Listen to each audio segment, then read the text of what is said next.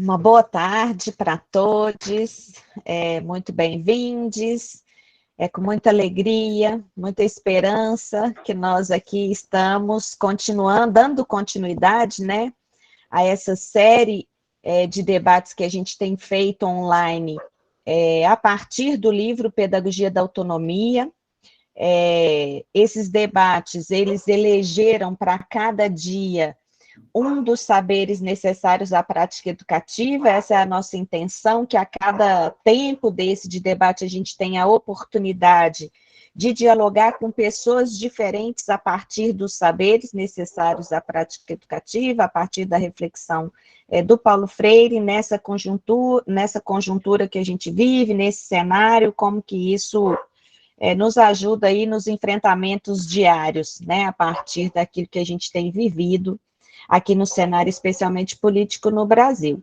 Então, a partir disso, esta é uma iniciativa, né, que é do Café com Paulo Freire, o Café Nacional, uma iniciativa, então, Liana Borges, que está aqui conosco, que faz parte da proposta dessa série de debates online, o Círculo de Estudos e Pesquisas Freirianos, que eu sou a professora Camila, da Federal de Uberlândia, que é aqui representando o Círculo, o Fora da Asa, que é da Camila, que é a representante, que faz parte da comissão organizadora, não está aqui hoje por impossibilidade de trabalho, mas está na alma de toda a organização da nossa proposta. E também a Karine, né, que é do Repense, Rede de Extensão, Pesquisa e Ensino sobre Saúde e Educação, da Federal de Viçosa, que também está aqui conosco. Ao longo dessa série de debates, nós nos organizamos em duplas. Então, eu e Karine ficamos nas quartas, que sempre acontece às 14h30, e Liana e Camila ficam nas quintas à noite. A gente já teve aí duas atividades, né, dessa série. A primeira que aconteceu em junho, a gente trabalhou com ensinar e exigir respeito ao saber dos educandos. Fizemos também um debate em julho, com ensinar e exigir risco, aceitação do novo e rejeição de qualquer forma de discriminação. E hoje estamos aqui, nesta quarta-feira, com super convidadas para conversar conosco sobre ensinar exige humildade, tolerância, luta em defesa dos direitos dos educadores. Então, temos com a gente o Pita Paiva e a Thalita Coelho, que serão apresentados pela Karine, a quem eu passo a palavra agora, desejando para todos um bom tempo de debate, de diálogo e, efetivamente, de convivência entre e com Freire. Obrigada, Camila. É com muita alegria, muita resistência e muita força, né, que nós estamos aqui promovendo esse diálogo e essa troca de experiências, né, porque eu acredito, assim como nós todos que estamos aqui, e mais as duas Camilas e a Liana, que é somente a partir da educação e desse compartilhamento que nós vamos conseguir, de fato, mudar o rumo das coisas e colocar mesmo o interesse das pessoas sobre o interesse de quem nos explora, né? Então, é uma grande honra estarmos aqui hoje reunidos, né, com o Pita e a Thalita para debater esse tópico tão importante. É até difícil a gente falar dos tópicos do Pedagogia da Autonomia, né? Porque a gente lê um tópico, o outro, e cada um vai sendo mais importante do que o outro, é difícil a gente escolher, porque é uma obra muito densa, apesar de ser uma obra mais curta, né, comparada às outras. E aí, então, eu vou apresentar já os dois palestrantes de uma vez, né, os nossos dois convidados, e a gente vai combinar a dinâmica do nosso encontro de hoje, seguindo a mesma dinâmica dos encontros anteriores, da seguinte maneira: cada convidado, né, tem entre 20 a 25 minutos para realizar a sua fala, partilhar a sua experiência, e aí depois nós vamos abrir o debate para os participantes, né, para colocarem perguntas, compartilharem algum pensamento, alguma análise acerca das experiências que foram compartilhadas. Então, o Pita Paiva artista, estilógrafo e pintor, além de educador e pedagogo também, né? Diretamente lá de Uibaí, Bahia, e é premiado e reconhecido pelo Ministério da Cultura como um dos mestres da cultura popular do Brasil. Eu estou até estranhando ele hoje sem o chapéuzinho, porque a gente sempre vê ele com o chapéuzinho nordestino nas imagens, na divulgação do perfil, mas seja muito bem-vindo aqui ao nosso encontro de hoje, Pita. E a Thalita Coelho, né, que é socióloga e educadora popular e assessora sindical na Secretaria Nacional de Formação da CUT Brasil.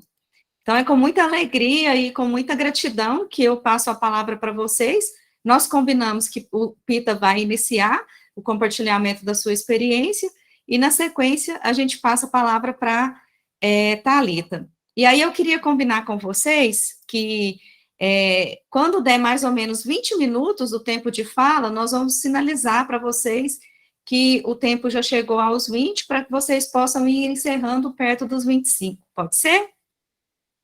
Então, a palavra está com você, Pita. Vou compartilhar aqui a sua apresentação. Boa tarde, gente. É com grande alegria que eu estou aqui participando, viu?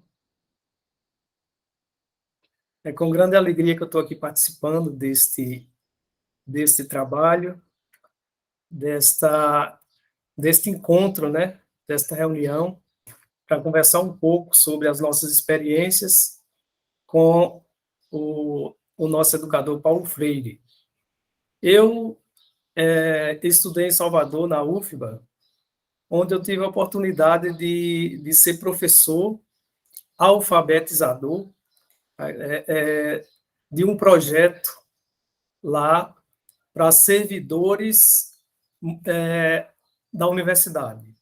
Lá não só era assim a questão da alfabetização, embora muitos e adultos não eram alfabetizados, era um projeto muito bonito, em que a gente pôde, de certa forma, compartilhar um pouco do que ia aprendendo na universidade, no curso de pedagogia, utilizar e, dentro dessa prática, lá com jovens e adultos, que já era uma turma do EJA, Educação de Jovens e Adultos, um pouco da experiência com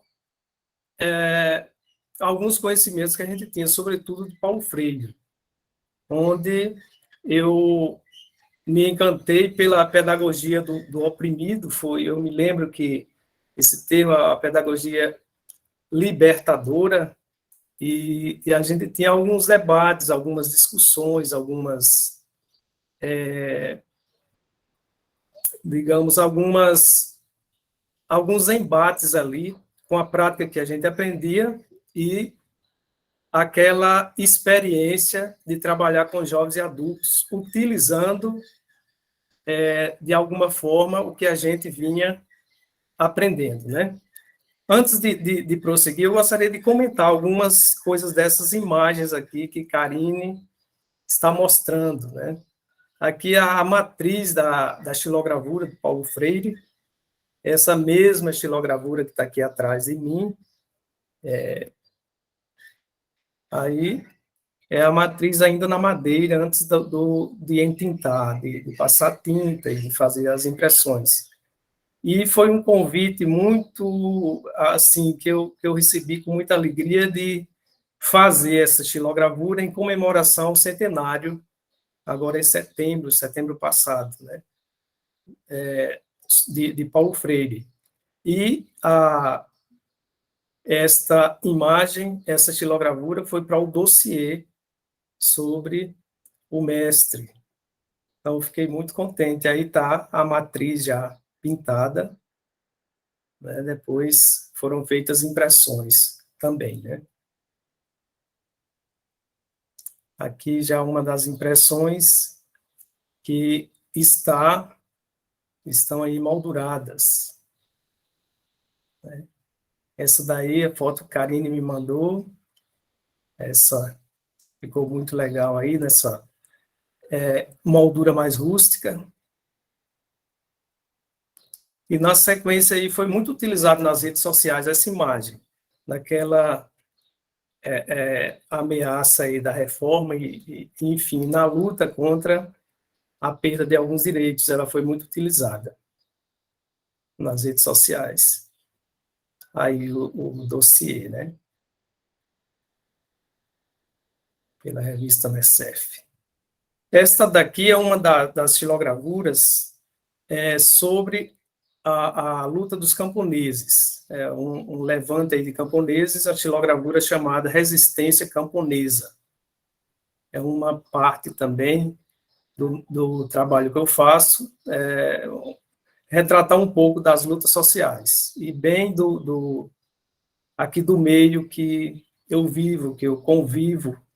Eu sou filho de lavrador, sou daqui do sertão da Bahia, do semiárido, enfim, essa é uma realidade que a gente acompanha, né? E aqui outra xilogravura retratando um pouco das passeatas, essa chama manifestação. São xilogravuras todas de 2021.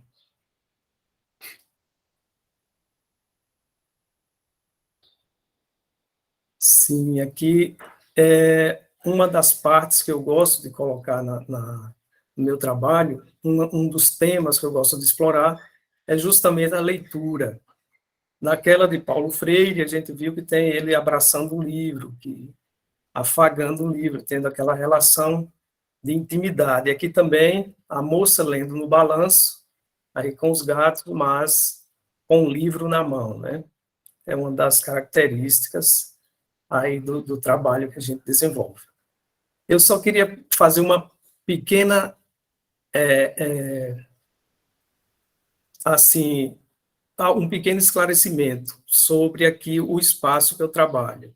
Eu não trabalho sozinho, aqui tem a minha esposa, que me ajuda bastante, 2 filhas, elas que, inclusive, me assessoram nas questões de redes sociais, né, de muita coisa do trabalho, elas já conseguem também imprimir as imagens que eu entalho, já consegue fazer algumas pinturas. Então, aqui eu vivo num trabalho conjunto com estas minhas companheiras, que é minha esposa e minhas 2 filhas, que me ajudam.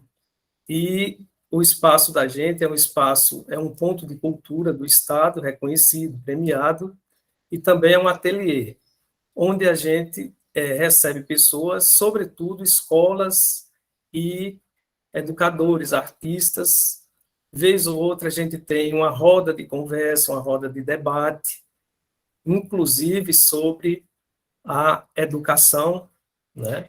Aí todos os seus pontos e tudo que a gente vive, convive, né? Nas nossas salas de aula, na nossa realidade.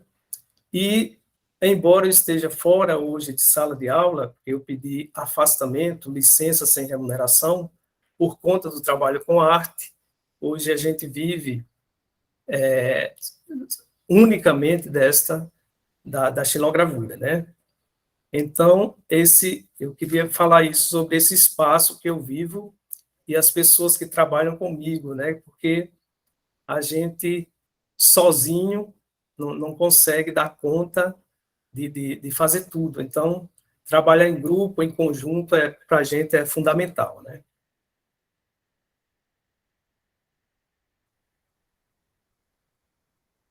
Esta é a última? Ah, não, tem esse daqui do forró. Essa xilogravura chama Forró Danado de Bom, e foi a xilogravura que serviu agora, recentemente, foi ela que foi para as campanhas do reconhecimento do forró como patrimônio imaterial do Brasil, né? A gente hoje tem um forró, que é esse ritmo nordestino, sertanejo, mas que em todo o Brasil tem, mas, sobretudo, esse forró de zabumba, sanfona, o triângulo, que é o mais tradicional trazido por Luiz Gonzaga, então esse que a gente mais consegue conviver, divulgar, e eu tive a felicidade de ter essa estilogravura neste grande projeto que foi, embora teve muita resistência por parte do governo federal atual, mas conseguiu muita gente, muitos grupos, muitos artistas de nome conseguiu fazer com que o forró se tornasse um patrimônio material do nosso país.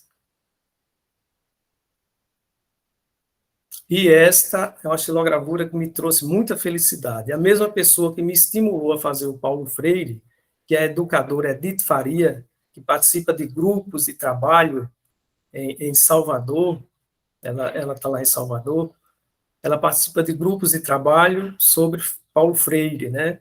Estuda, é uma defensora, uma pessoa atuante. Então, eu fiz essa estilogravura primeiro para ela, depois ela me sugeriu que fizesse Paulo Freire. Então, eu fiz, e são estilogravuras que nos ajudam muito, porque as pessoas costumam comprar e a gente vai mantendo o nosso trabalho e a nossa vida. E ela se tornou parte também de um livro que vai ser lançado depois de amanhã, sexta-feira, na UNEB da Bahia, aqui no campus de Irecê, Bahia. Esse livro é sobre agricultura familiar. Então, o Rancho dos Girassóis, que é essa estilogravura, também é capa de um livro muito importante aqui para o nosso semiárido. Aqui é Moça Lendo na Rede. É outra estilogravura que traz o livro também.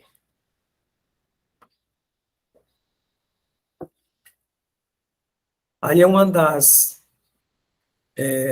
estilogravuras também que traz uma leitura ou releitura, uma criação que eu fiz adaptando o Pequeno Príncipe ao tema sertanejo.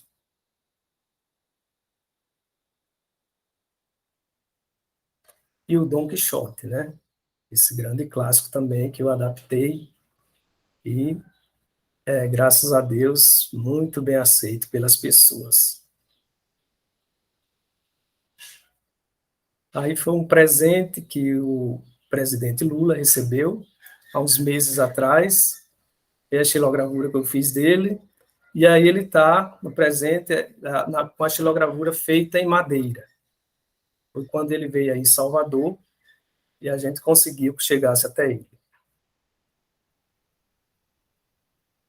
Esse é um trabalho muito recente, foi feito aí tem umas 2 semanas sobre as energias ditas limpas, né? As energias eólica, enfim, as outras fontes de energia solar, as redes de transmissão aí, as pequenas hidrelétricas. E todo o problema que elas trazem na implantação, na exploração do ambiente, a depredação, ali pássaros passando próximo às hélices e morrendo. E essas 2 mulheres que estão aí, a minha esposa está mais atrás e a minha filha de 11 anos. E essas outras pessoas, esse de amarelo é um brigadista que luta contra os incêndios aqui, que sempre tem, ele é um dos brigadistas. E esses outros 2 são da CPT, Thomas e Michel, que são austríacos, estão trabalhando na CPT, e a gente tem uma parceria, né, em relação à questão do meio ambiente. Aí as oficinas aqui no espaço. É um grupo de estudantes, isso tem 1 semana e pouco, é bem recente. É uma das visitas e uma pequena demonstração, uma pequena oficina para eles. São grupos de alunos e alunas aí do 5º ao 7º ano.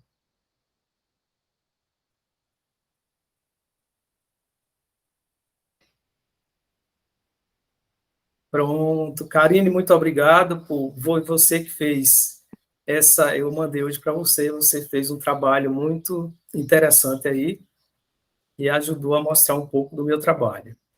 Não sei ainda, acho que tem só uns 5 minutos, né? Eu eu vou falar aqui de uns 3 momentos que eu tive um contato com a obra de Paulo Freire, com a figura, assim, com o educador no sentido de conhecimento, né?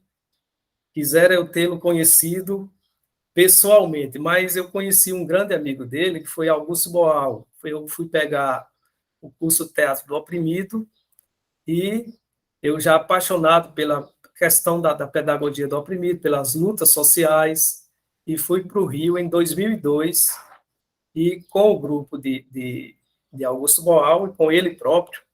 Ele só veio a morrer em 2012, então em 2002 ele estava entre França e Brasil, e a gente soube que ele iria dar um curso, participar com a equipe dele do Centro de Teatro do Oprimido, e eu fui lá e tive a grande alegria de me capacitar em teatro do oprimido. E, desde então, apliquei oficinas em muitas cidades, oficinas de teatro fórum, teatro legislativo, teatro invisível, todas as técnicas que Boal nos deixou, e faz todo o conjunto de técnicas do teatro do oprimido.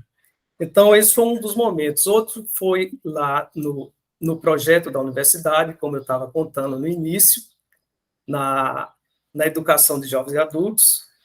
E um terceiro momento que eu fiquei muito contente de participar, que até hoje rende assim outros encontros, como esse aqui, a alegria de estar aqui, a felicidade de ter sido convidado, foi esse de ter feito esta imagem de Paulo Freire, que foi tão difundida, tão divulgada nas redes sociais, e que até hoje é divulgada, né? Então, esses momentos com o educador, e outros momentos também que a gente, na nossa prática de professor, até dezembro do ano passado, agora 2021, eu estava em sala de aula. Eu sou professor também de língua portuguesa, né? Tenho eu sou pedagogo, mas também eu tenho a pós-graduação em língua portuguesa e ensino, leciono, né? Então, na sala de aula, a gente leva. E eu levo muito a questão da arte e também das lutas sociais, de toda a história em que eu vivi desde 16 anos, na militância, e o pouco de conhecimento que a gente tem, sempre direcionando a os educadores que têm essa linha mais de conscientização, linha mais popular. Acho que é isso. Para mim, está conseguir falar um pouco aí. Obrigado. Muito obrigada, Pedro.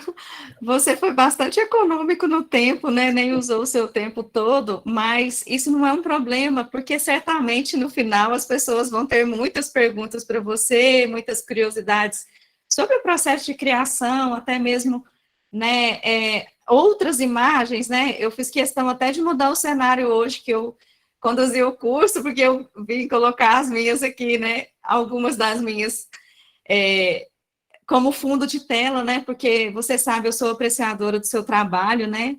Não só a parte artística de criação da xilogravura, mas, como você mesmo disse, todo esse trabalho educativo que você faz a partir disso, né?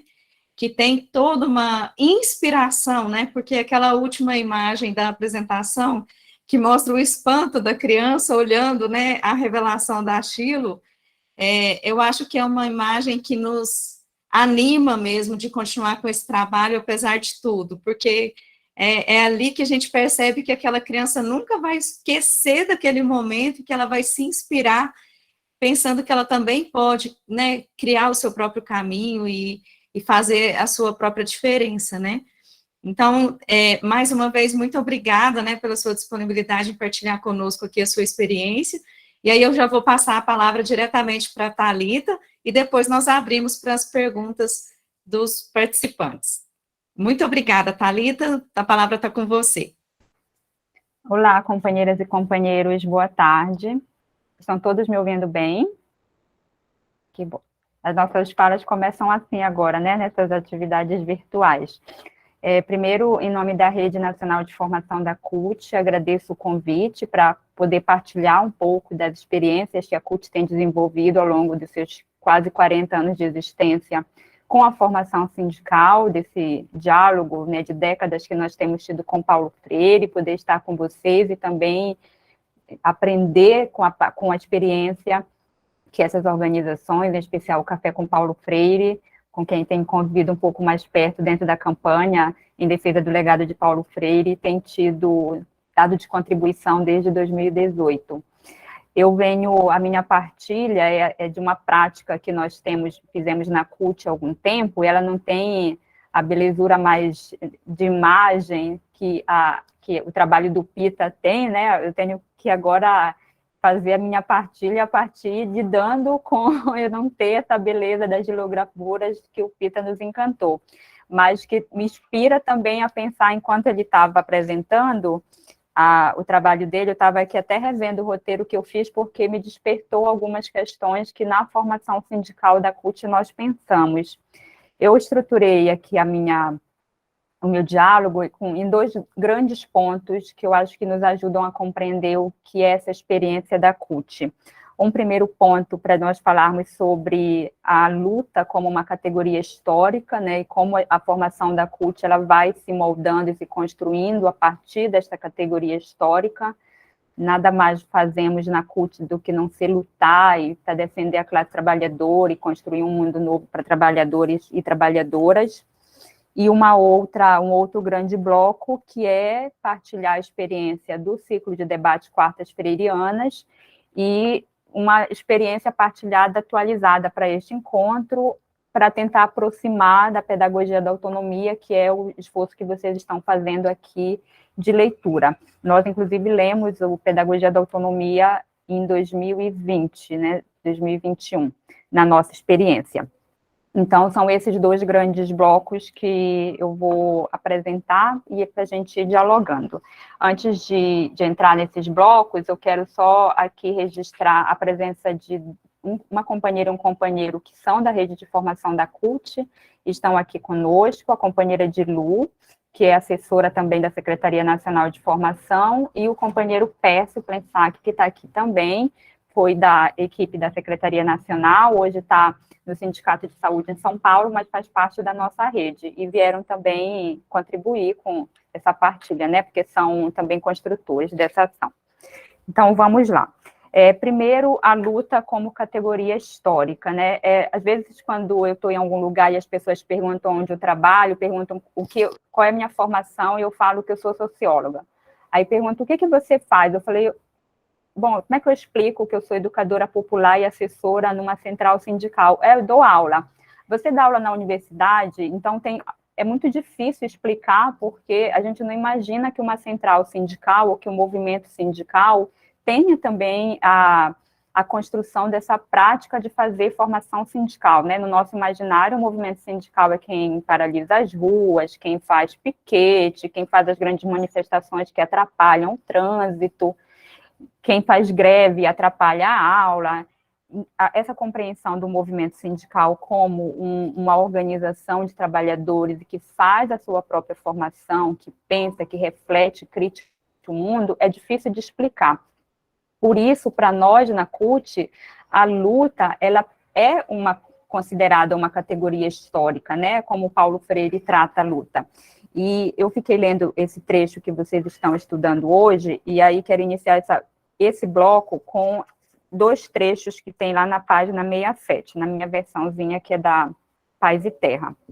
Nessa versão, lá no comecinho, diz assim: um dos piores males que o poder público vem fazendo a nós, no Brasil, historicamente, desde que a sociedade brasileira foi criada, é o de fazer muitos de nós correr o risco de, a custo de tanto descaso pela educação pública, existencialmente cansados, cair no indiferentismo fatalistamente cínico que leva ao cruzamento dos braços. Não há o que fazer, é o discurso acomodado que não podemos aceitar. E mais lá embaixo, ele diz o seguinte: a minha resposta à ofensa à educação é a luta política, consciente, crítica e organizada contra os ofensores. Esses 2 trechos, quando eu comecei a organizar esse roteiro, eu fiquei muito reflexiva, porque esse é o papel que a CUT vem cumprindo ao longo dessas 4 décadas de existência, né? Nós vamos completar 40 anos ano que vem. A CUT, ela lida, basicamente, organiza os trabalhadores e trabalhadoras que estão inseridos nessa grande contradição que é capital e trabalho. Então, nessa contradição, um ponto importante, inclusive para nós pensarmos o processo formativo neste momento, é um processo muito forte de colonização que a gente vive na nossa sociedade. E aí nós estamos aqui com um grupo de educadoras e de educadores e que certamente lidam com esse desafio de como lidar com a colonização nos espaços de educação mais formalizados, né, na universidade, nas escolas, o PITA também, que está afastado, mas que exerceu muito tempo essa prática na educação mais básica. Essa colonização, se a gente considera como um conjunto de práticas adotadas para estabelecer um domínio de um grupo em relação a outro, no sentido territorial, no político, no cultural, no educacional e no mundo do trabalho, para nós, da CUT, ela fica muito forte quando a gente pensa e puxa essa colonização para a colonialidade do saber, do ser e do poder. Quem são, afinal de contas, os trabalhadores e as trabalhadoras no Brasil?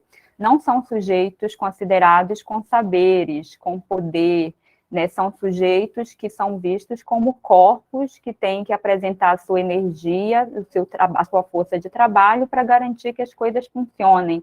Mas, em contrapartida, esses trabalhadores e trabalhadoras têm os seus saberes negados e têm uma série de dificuldades, apesar do tanto que se trabalha, de ter assegurado as condições objetivas e básicas de vida, né? Nós estamos aqui na CUT em um momento fazendo um trabalho de base também no campo digital, e hoje uma das mensagens que nós estamos dialogando com a nossa base é o preço do leite, que é um elemento básico e que está num patamar, o preço médio é muito mais caro, está quase ali o mesmo preço da gasolina.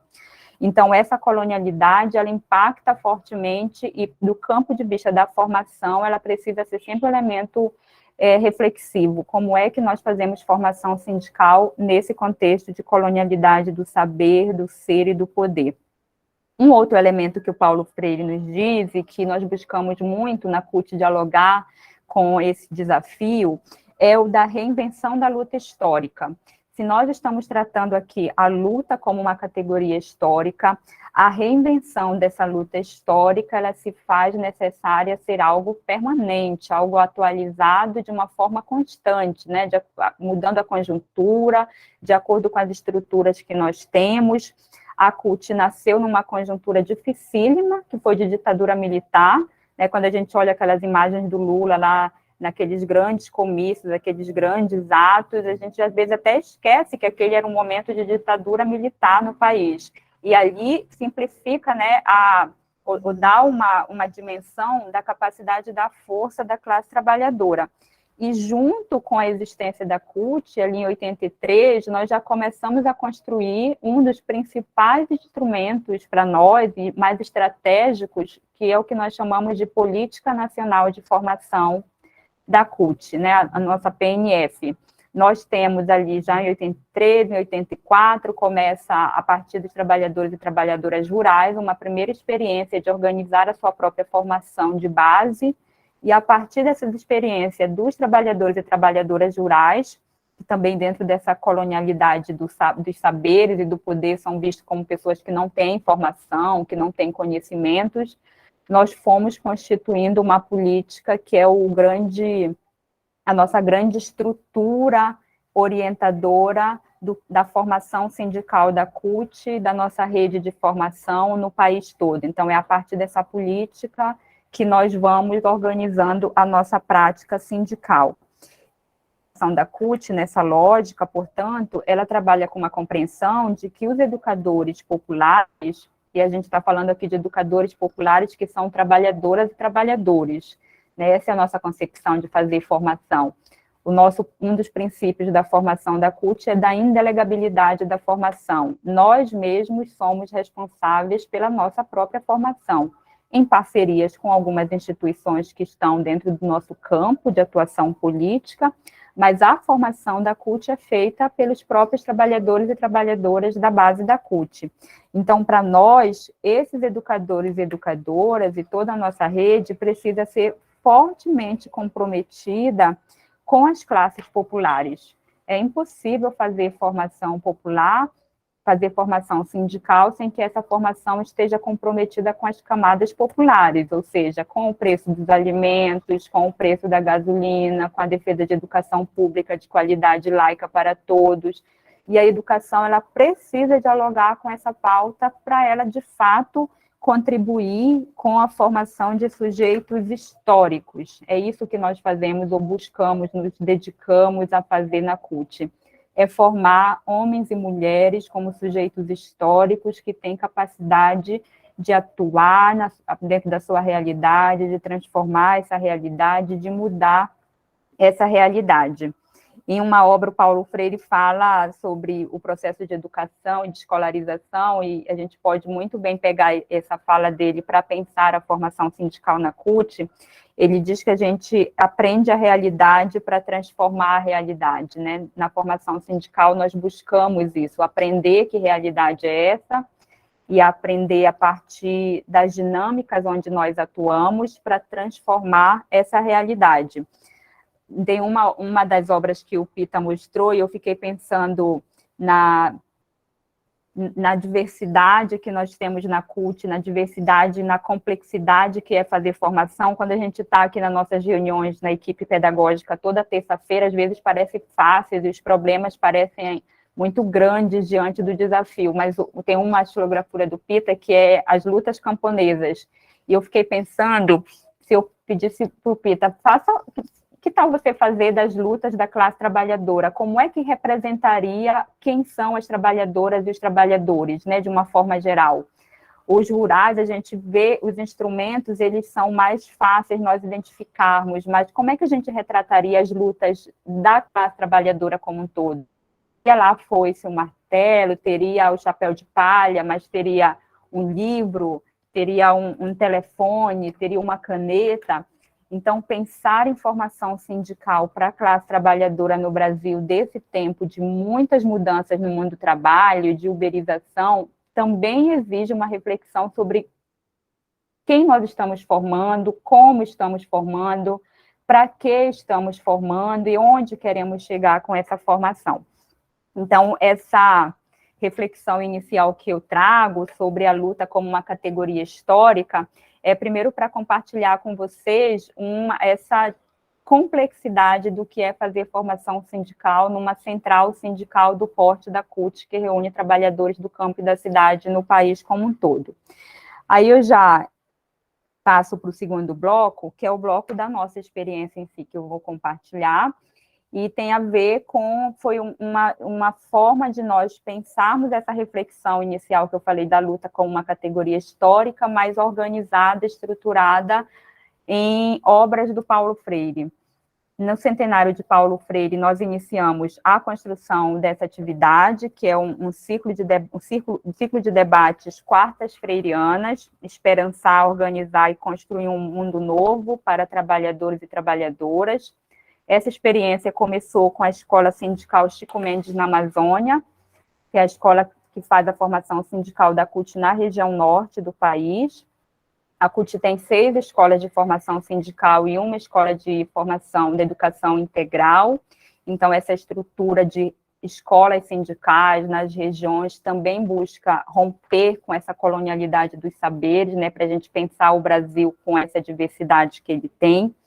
Começa na Amazônia, que realiza lá no centenário de Paulo Freire os 6 primeiros encontros sindicais, e foi uma experiência tão positiva e tão interessante de autoformação da nossa própria rede e de pensar a conjuntura de uma forma crítica a partir de obras do Paulo Freire, atualizando as obras, dialogando com o Paulo Freire a partir da prática do movimento sindical cutista, que no ano seguinte, em 2021, nós seguimos com essa atividade, mas agora nós fizemos 6 na Amazônia e depois decidimos percorrer o país todo numa grande caravana freiriana em cada mês, última quarta-feira do mês, nós nos encontrávamos em uma escola sindical para debater uma obra do Paulo Freire, para dialogar com a realidade daquela região, com companheiros e companheiras dessa região, dirigentes dessa região. Então, esse ciclo de debates, que se constituiu em 13 grandes encontros, ele foi uma atividade, primeiro, formativa, com a nossa rede de formação, com a base da CUT, né, porque nos exigiu fazer a leitura. Foram 13 encontros e lemos 12 obras.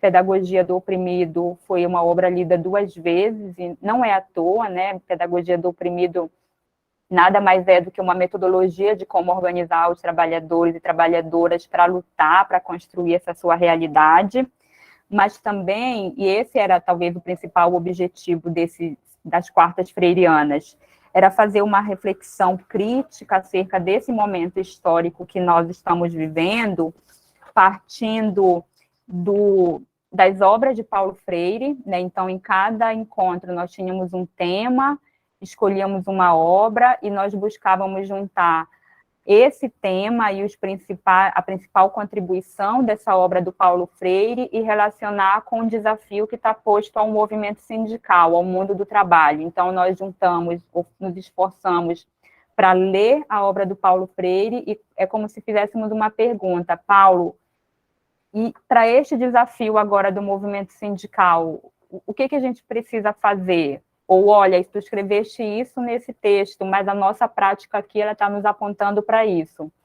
Nós lemos 12 obras, Pedagogia do Oprimido, Pedagogia da Autonomia, Pedagogia da Esperança, Pedagogia dos Sonhos Possíveis, Educação como Prática da Liberdade, Professora Cíntia Não, e foram sempre obras que a gente lia e elencava.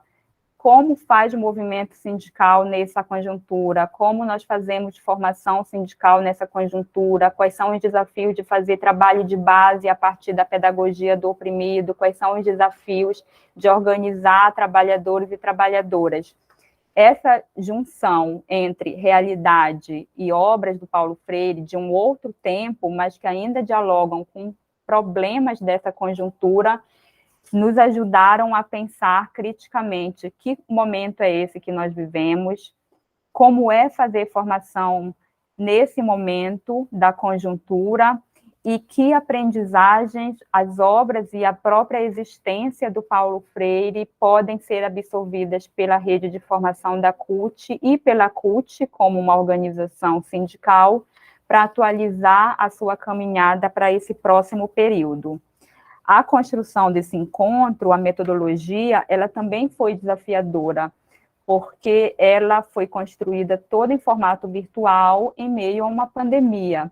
Então, nós realizamos uma atividade de 12 encontros em formato virtual, com essas mesmas contradições que nós conversávamos aqui, que eu estava ouvindo Camila, Karine e Liana conversando, é melhor fazer à tarde, é melhor fazer de noite, né? Essas contradições, elas dizem respeito à vida do povo, à vida da classe trabalhadora.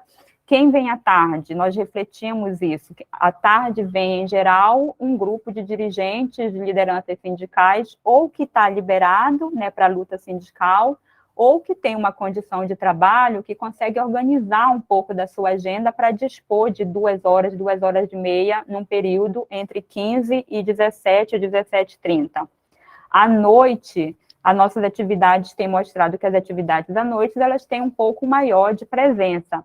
Mas para as mulheres isso é um pouco mais difícil, porque para as mulheres esse horário da noite é um horário que acumula, né, os trabalhos de casa, o trabalho doméstico, o trabalho com o familiar, então é sempre um pouco mais penoso para as companheiras participar dessas atividades. Ou é o momento do descanso, né, é o momento que a gente tem para relaxar, para se desligar. Construir uma metodologia, portanto, que desse conta dessas contradições, e no nosso caso ainda a contradição do fuso horário. Nós trabalhamos com 3 fusos no Brasil, né? Então tem o horário de Brasília, tem o horário de parte da região norte e centro-oeste, que é 1 hora a menos de Brasília, e tem o horário do Acre, que são 2 horas a menos de Brasília. Então tem essa questão do horário, que parece algo simples, tem a ver também com essa esse ponto que eu falei ainda há pouco, da colonização de um país que é muito diverso, e para a gente dialogar com a base da CUT, é preciso considerar também essa realidade brasileira. A metodologia funcionou, então, com encontros virtuais, mensais, sempre na última quarta-feira do mês, e foi a quarta-feira que deu nome, né, para a atividade. As quartas freirianas era o nosso dia fixo de freirear, de uma forma um pouco mais estruturada.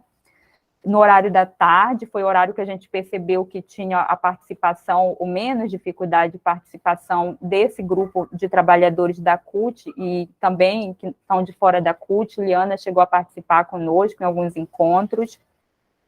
Exigiu a necessidade de uma metodologia que tivesse uma unidade nacional metodológica, porque esse era um projeto nacional, mas que também minimamente desse conta de dialogar com algumas peculiaridades regionais, e aí exige também uma capacidade de fazer uma reflexão mais crítica sobre o que é uma ação nacional, mas como é que a gente não engessa um projeto como esse. Realizamos os 3 encontros, lemos e estudamos as 12 obras. Em cada encontro, nós tínhamos um olhar mais interno e um olhar mais externo da CUT. Tínhamos um olhar, uma convidada do movimento sindical, que tinha o desafio de, a partir do livro, pensar qual era o desafio que estava posto naquele encontro para o movimento sindical, o que aquela obra nos ensinava a pensar desse desafio, e uma convidada de fora da CUT, da academia, de movimentos parceiros, de organizações parceiras, que era a pessoa que tinha um pouco mais de responsabilidade de nos guiar nessa caminhada de leitura dessa obra. Então, nós encontrávamos ali visões de mundo, realidades, práticas diferentes a partir de um mesmo tema. E as escolas sindicais tinham, portanto, essa responsabilidade de organizar esses encontros e de ir construindo, fazendo essa grande costura dessa ação nacional mais localizada. E, por fim, a partir dessa experiência de quase um ano de quartas freirianas, tem muitas aprendizagens, né, muitos pontos que foram nos alertando, que foram acendendo na nossa prática, nos nossos programas, na nossa ação sindical como um todo, mas eu vou compartilhar depois, vou pedir aqui para a Liana e para a Karine, Camila, compartilhar o link dessa experiência, da sistematização dessa experiência, que virou um livro, né, dentro da campanha Paulo Freire, e essa experiência está lá bem detalhada, sistematizada, e depois vocês podem ler com calma e entender um pouco melhor. Mas, para dialogar com a obra que vocês estão estudando, eu organizei aqui em 3 grandes blocos de experiência, que são os 3 grandes capítulos ou eixos desse livro. A primeira aprendizagem, eu vou falar aprendizagem, mas, na verdade, é reaprendizagem, ou talvez aprendizagem, porque a partir de uma prática que desperta coisas, né, que a gente às vezes fala e na prática nos mostra outra coisa. É que, de fato, não há docência sem discência. Para nós fazer formação sindical, não é possível pensar a formação sindical sem pensar nos trabalhadores e trabalhadoras que estão organizados na base da CUT e que fazem parte da classe trabalhadora. Quando nós fazemos formação sindical, se a gente trata e considera esses sujeitos como sujeitos históricos, se a gente considera que a luta é uma categoria histórica e nós estamos formando, construindo um olhar sobre o mundo para mudar essa realidade, para mudar o mundo, não é possível fazer formação sindical sem pensar na classe trabalhadora, na vida que esse povo, que as trabalhadoras e os trabalhadores vivenciam na prática. E para a gente isso é complexo por conta dessa diversidade que eu falei há pouco, né? São trabalhadores do campo e da cidade, do setor público e privado, de diferentes regiões do Brasil. A Liana está lá no sul, toda cobertinha, né? Porque está frio. Eu estou aqui na Amazônia, estou em Belém, num calor de 35 graus agora, com sensação térmica de 37. Então, essas diversidades, elas fazem parte da vida do povo. Esse talvez seja o primeiro grande bloco de aprendizagens dessa experiência, e esse materializa em coisas que parecem simples, como fuso horário, como o horário da tarde ou da noite, mas quando a gente vai aprofundar essa reflexão, esses indicadores, eles nos falam da vida do povo. O segundo grande bloco de aprendizagens, eu diria que, como aqui diz a obra que a gente está estudando, o ensinar não é transferir conhecimento. E esse é um exercício que nos custou muitos debates, muitas horas de reflexão nessa experiência, porque fazer formação sindical exige uma elaboração e uma reflexão crítica sobre a prática formativa de uma forma permanente. E nesse momento de muitas atividades virtuais, de uma experiência nacional mais organizada e realizada por escolas que têm metodologias, práticas, dinâmicas diferentes, é preciso sempre pensar que nós não estamos transferindo nem conhecimento e nem metodologias. Cada atividade é uma nova atividade, exige uma reflexão sobre percurso formativo, sobre materiais.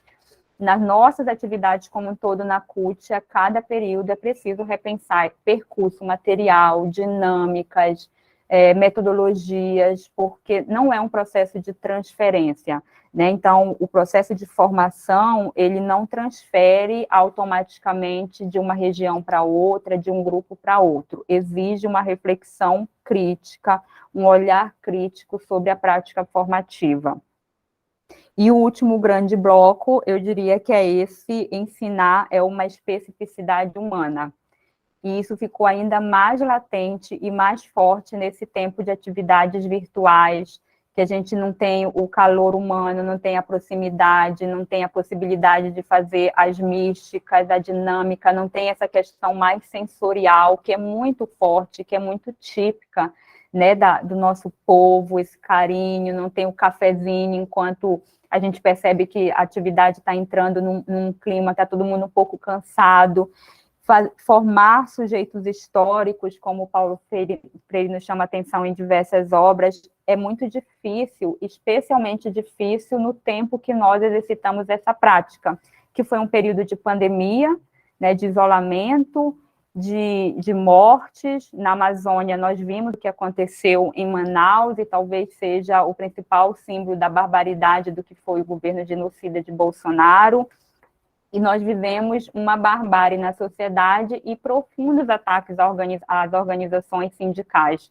Então, essa especificidade humana, a vida do homem e da mulher que se organiza na base da CUT, exigiu da nossa parte, para realizar essa experiência, uma compreensão da luta como categoria histórica, a necessidade de nós atualizarmos a luta da CUT, atualizarmos, de nós pensarmos a nossa formação sindical muito em diálogo com a prática freiriana e com os ensinamentos que as obras dele nos deixaram, e também com o que foi o Paulo Freire e a sua prática como educador, que segue vivo em nós.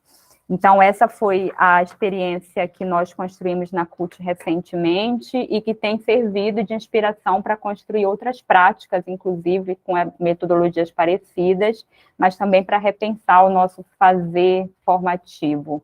Não tem a beleza aqui visual, né, das obras do Pita, mas tem uma beleza que é da luta histórica que a CUT tem colocado à disposição do povo brasileiro, inclusive da sua rede de formação e da nossa política de formação. Espero ter conseguido, passei alguns minutinhos aqui do meu tempo, 4 minutos do meu tempo, espero ter conseguido compartilhar essa experiência, convido a fazer a leitura do livro da sistematização da campanha Paulo Freire, que assim como a experiência da CUT tem outras muito interessantes, e fico aqui à disposição para a gente dialogar, tirar dúvidas e aprender agora ouvindo vocês.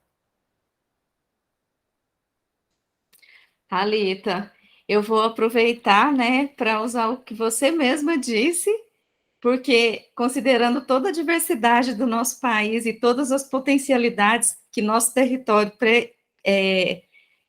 possui, cada experiência tem a sua própria beleza e a sua própria força, a sua própria capacidade de luta, né? E cada uma nos traz elementos diferentes e potentes de continuarmos reinventando essa luta histórica, né? Aí eu já pedi a palavra antes da Camila para poder mostrar o livro, né? Porque nós tivemos o lançamento dessa obra impressa no último dia 5, né, de agosto, que contém essa experiência, né, que a Thalita apresentou para nós. Esse livro, a versão impressa, ele foi construído, né, ele foi editado e impresso com as experiências do Brasil, porque a sistematização das experiências que compôs a segunda fase da campanha latino-americana e caribenha em defesa do legado de Paulo Freire também foi construída com experiências de outros países, né, mas a versão impressa, né, só contemplou a experiência brasileira, mas alguns exemplares já estão circulando por aí, né, e depois, não encontrei aqui agora durante a apresentação da Thalita, mas quando a gente disponibilizar o vídeo, nós colocamos lá na descrição o link, né, para quem assistir posteriormente, puder e tiver interesse para fazer o download, e também depois nós enviamos, né, junto com os materiais, a apresentação do Pita, no e-mail para vocês, tá? A versão em PDF dessa obra. Então, eu agradeço mais uma vez pela sua disponibilidade em participar, tá, Thalita? E nós convivemos aí na construção, né, dessa sistematização, porque tem uma experiência que eu tive a honra de escrever, assim como a Liana também trouxe a experiência, né, do Café com Paulo Freire, e foi interessante que essa própria vivência, né, na sistematização criou uma rede entre nós, né, porque no nosso último encontro aqui do Pedagogia da Autonomia, nós tivemos a presença da Ivone, que participa do coletivo Linhas do Horizonte, que é um grupo de bordado de resistência, e que a experiência está aqui neste livro, né? Então, sem mais demoras, vou passar a palavra para a Camila.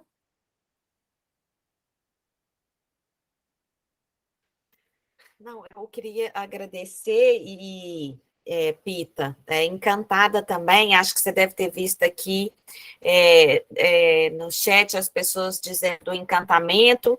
Eu, particularmente, conheço você pelos olhos da Karine, então eu sem te conhecer, já te conhecia, já era sua fã, hoje mais ainda, pela forma como você também trata a arte, né? Eu acho que hoje a ideia da humildade, você é a presença da humildade, né? Não sei se existe isso, mas é assim que eu te escutei hoje.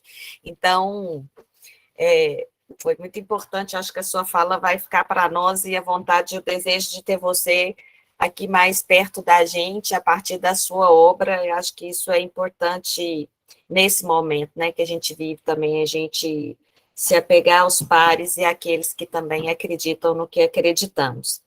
Então, eu tenho, Thalita, na verdade, um agradecimento, assim, também te conheço pelos olhos da Liana, então, já antes de te ouvir falar, já tinha muita curiosidade para saber como é que é mesmo, né, que como você começa a sua fala, assim, a gente fica pensando, o que faz uma socióloga na CUT, assim, qual é o trabalho, qual é a ação mais direta, né, porque eu participo da ANFOP, é uma associação também, né, de formação dos profissionais da educação, e eu acho engraçado as pessoas, às vezes, elas não têm a dimensão do que é, assim, como é que é a forma de organização, como é que funciona aqui, né, na regional, em Minas Gerais, depois a regional que é Sudeste, depois a nacional, e eu acho isso importante a gente conversar um pouco sobre isso, né, para as pessoas entenderem como é que esses movimentos sociais, eles se organizam, como é que os movimentos sindicais se organizam, porque eu vejo hoje, essa é a minha pergunta, eu não quero ficar aqui falando, mas é a minha pergunta para você,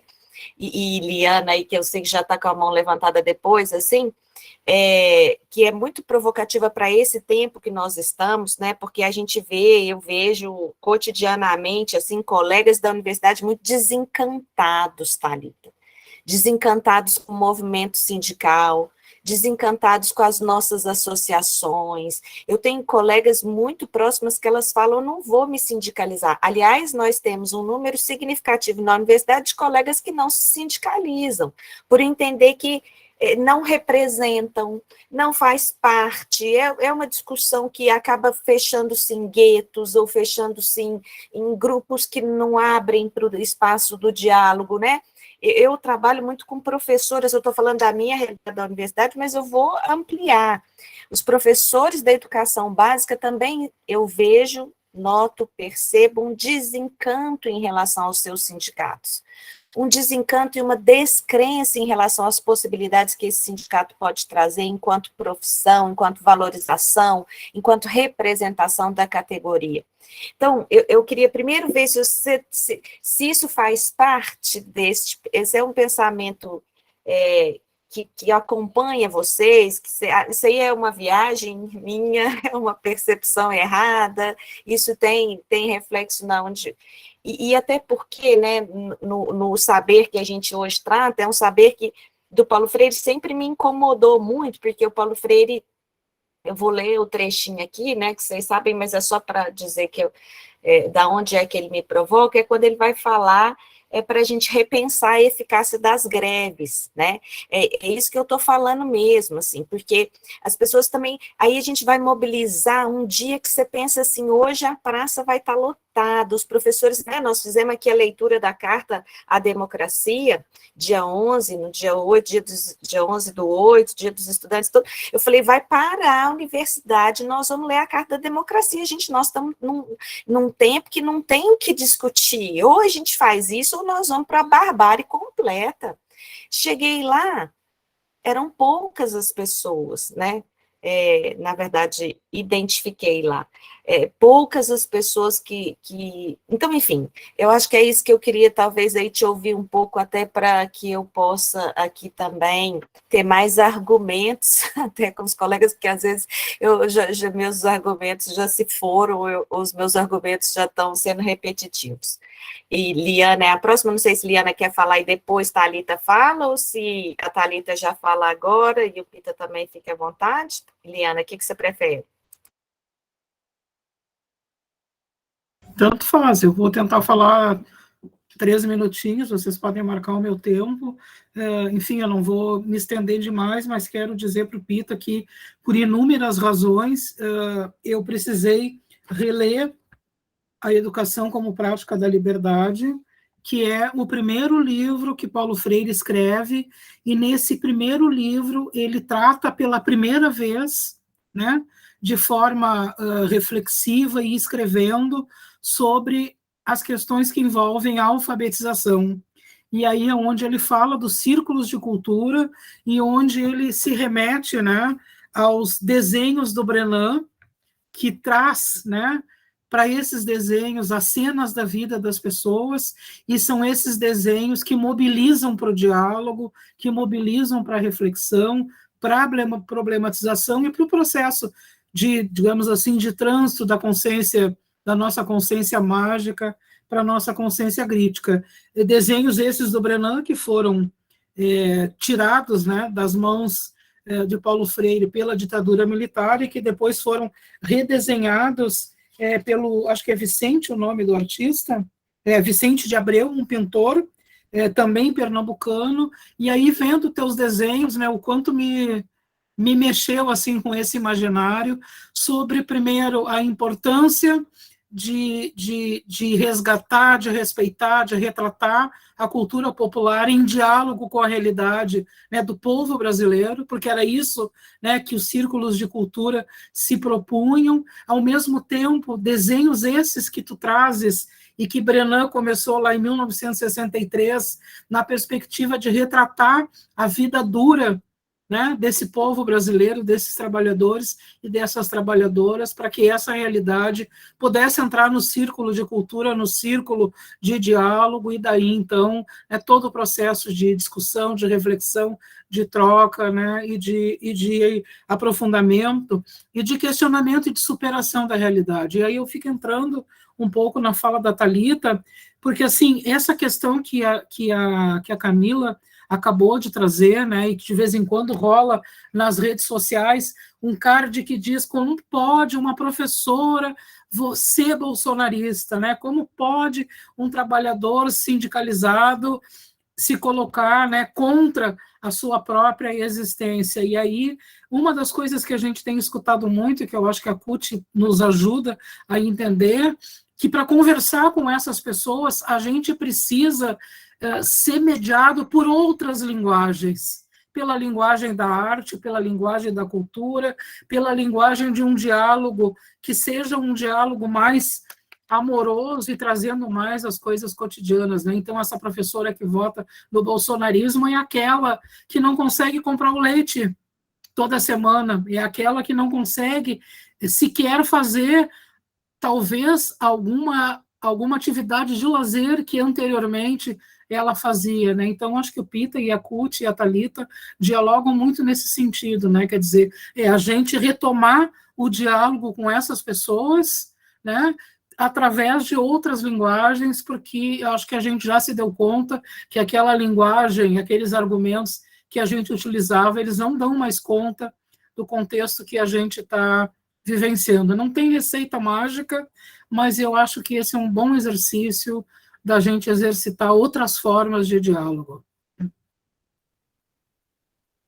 Era isso.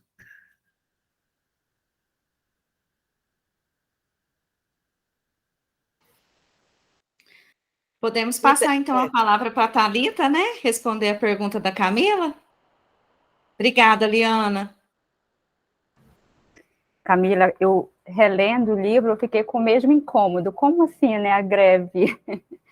Não fazer greve, diz aqui no trechinho, como a gente não faz greve? Tem um dizer no movimento sindical que assim, é mais difícil encerrar uma greve do que entrar numa greve, né? É muito difícil. Quando entra-se numa greve, já tem muitas avaliações e muito questionamento, porque entra-se sabendo que vai iniciar uma greve, mas terminar uma greve e em realidades muito duras como essa é muito difícil.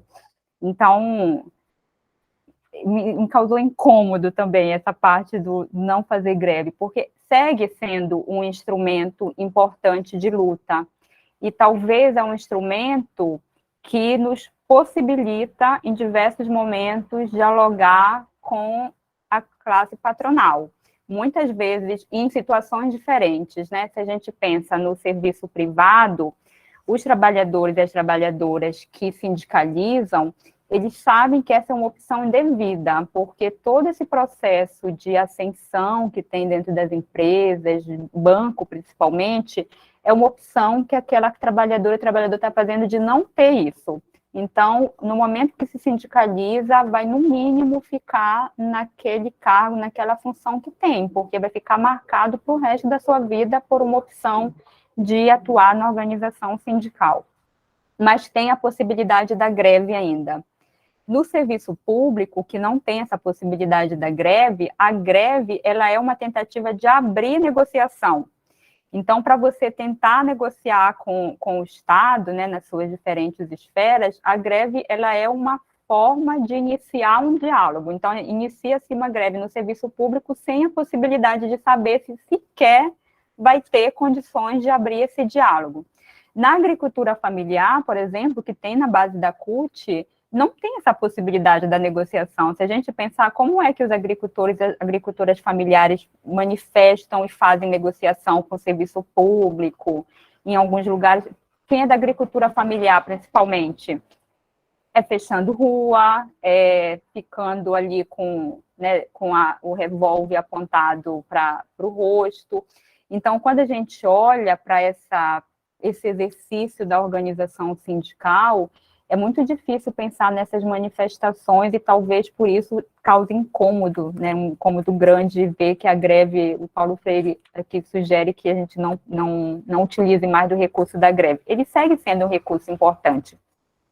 Agora, eu vou para esse campo, não da forma vazia, como eu acho que a gente até utiliza a palavra, o esperançar do Paulo Freire, mas para esse campo do acreditar que não há outra opção que não seja acreditar e lutar para construir uma outra realidade, né? E aqui nessa obra, quando ele diz que a questão que se coloca não é parar de lutar, mas tratar a luta como uma categoria histórica e reinventar essa forma histórica de lutar, eu acho que esse é o desafio do tempo que nós estamos vivendo.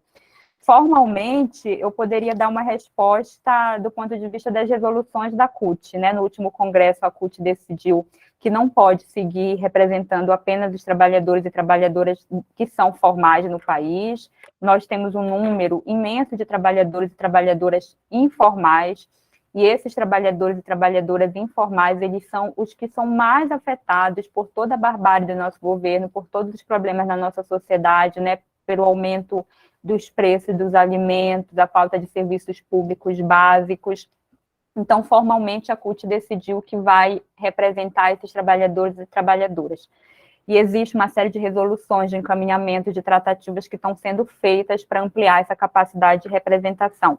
Mas, do ponto de vista prático, e aí as obras, a gente pode juntar esses dois diálogos com as obras do Pita, né? Aquela outra obra que retrata as lutas, né, desse último tempo, desse último período, tem um cartaz que está escrito lá, são tantas demandas que não cabem no cartaz.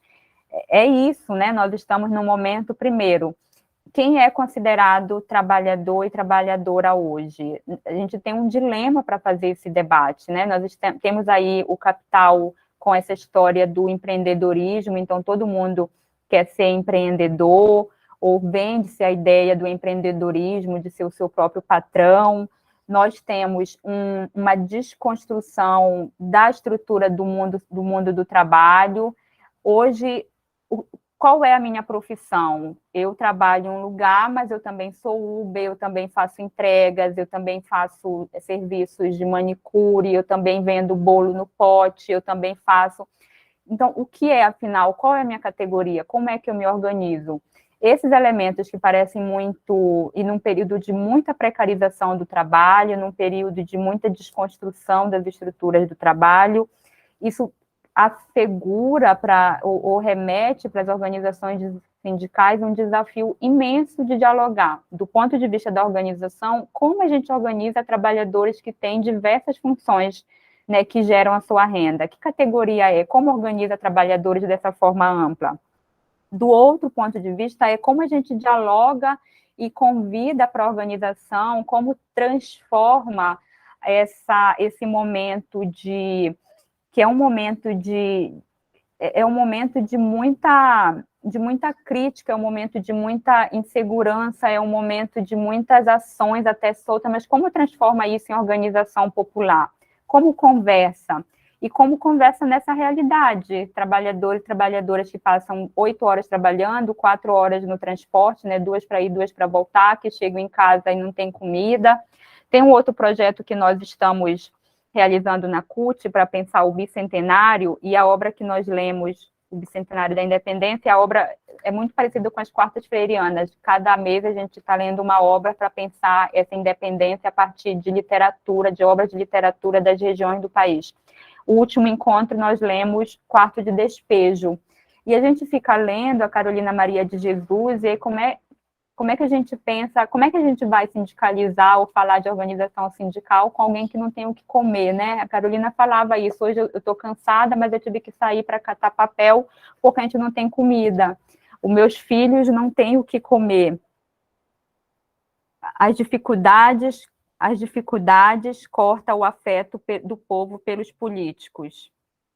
E assim, no dia 13 de maio de 1958, eu lutava contra a escravatura atual, a fome.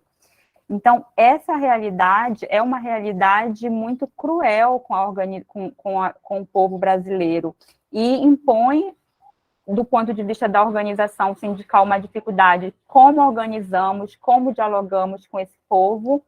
Do outro ponto é como a gente dialoga com esse povo e a gente oferece alguma estrutura de um mundo que pode ser melhor do que esse que nós estamos vivendo, diante de realidades muito duras, né? A realidade concreta da fome, ela é muito dura. Então, tem uma resposta formal que a CUT está há algum tempo já pensando, refletindo, tem resoluções, tem definições, mas tem uma realidade concreta que é de uma vida, de um momento da conjuntura que é muito difícil, que tem muitas inseguranças. talvez o caminho para isso seja não parar as greves, né? Desculpa, Freire, mas seguiremos com as greves como um instrumento importante de luta, mas pensar, né, essa estrutura de como transformar essas questões que nos afetam em organização social, como a gente utiliza essas diversas formas de comunicação da arte, né, da cultura, para dialogar com o povo e também ajudar, como Paulo Freire diz nas suas obras, a ler o mundo a partir dessas ferramentas, como combate o desencantamento, mostrando, tentando construir uma outra visão de mundo, que não é essa, que é a da fome, nas suas diversas esferas, e como a gente também vai compreendendo essa realidade e do nossa parte, né, desse grupo mais privilegiado da sociedade que nós somos, como a gente vai construindo formas de contribuir para organizar, para defender e para construir as estratégias, as bases, os caminhos para superar essa realidade. Outubro está aí, e outubro talvez seja um momento decisivo, né, para a gente de escolha de mundo, ou se a gente se avança na barbárie, ou a gente dá segura um pouco essa barbárie e tenta reconstruir aquilo que nos foi retirado nesses últimos anos.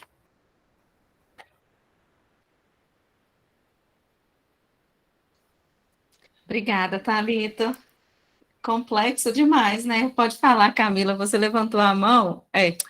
Você ia comentar, aí você comenta e a gente já passa a palavra para Maria de Lourdes, por favor.